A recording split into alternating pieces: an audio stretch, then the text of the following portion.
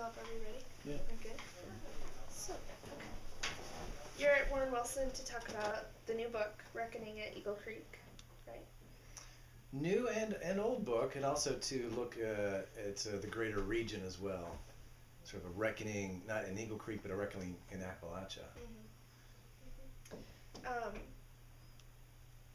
yeah, so it's about a year old. Why did you publish that now? Why was this the right time for it? How did it come about? Well, I'd been working on it for about 10 years, ever since I heard from my uncle that, our family farm had been strip mined in 1998, 1999. And so for the next 10 years, I worked on other projects, but I kept going down, trying to really understand what happened. And physically going down and just being at the mine site, day in, day out, interviewing people in the region, interviewing my family members, and really beginning the process of sort of a dual process, one of reclaiming. In mining we talk about reclamation, which is after you've destroyed an area, you have to plant grasslands or forests. They typically just do foreign grasslands.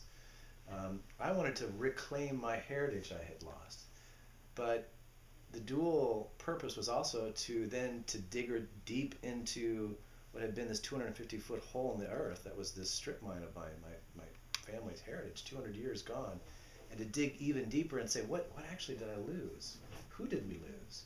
And as I've told a lot of students, to me it wasn't the matter of only seeing that my family had been eliminated from the geography, from the history of the region, but it went all the way back to the Shawnee Indians. It went all the way back to prehistoric peoples. Eagle Creek had actually been inhabited for 10,000 years. It went back to the first slaves that had been brought into Illinois. And one thing we didn't realize is that Illinois, in fact, was a slave state. It's in our Constitution, specifically for the mines around my area. And that, in fact, slaves had been buried on our church property and had churned up in the strip mines. And my family had fought slavery as backwood Baptists. It went back to the union struggles of my grandfather to have proper workplace safety. And it went back to really this 100-year war we've had over strip mining. Really, strip mining got its birth in Illinois. The rape of Appalachia, as Harry Cottle said, actually began and got its practice in Illinois. So really, it was for me to have my own personal reckoning, but also to really look at what we've lost. You said the rape of Appalachia. Do you want to go further into that? Yeah, that really refers to how we've strip mined parts of the Central Appalachian coal fields. And when we talk about Appalachia, I think people don't realize, we're in Appalachia now, in the southern mountains, and you're blessed not to have coal in your area. You have mica and you've had the forests that have been plundered. But in the Central Appalachian coal fields in eastern Tennessee, southwestern Virginia, up through West Virginia and eastern Kentucky, and then on over to western Kentucky and up into southern Illinois, the huge, massive coal reserves really have been plundered since the 1700s.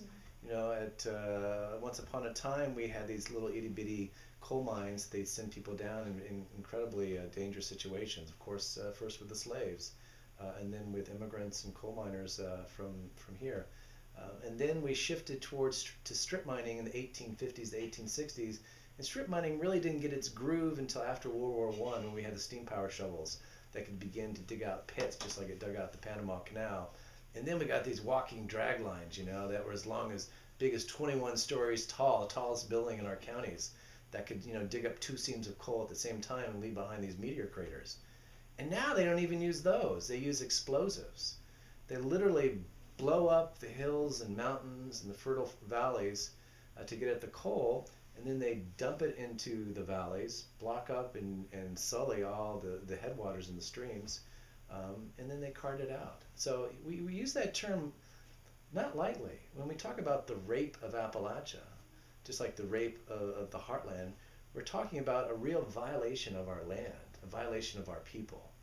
And I think some people actually object to using that word, of course. But I think those who are from the Central Appalachian coalfields truly feel violated. Yeah.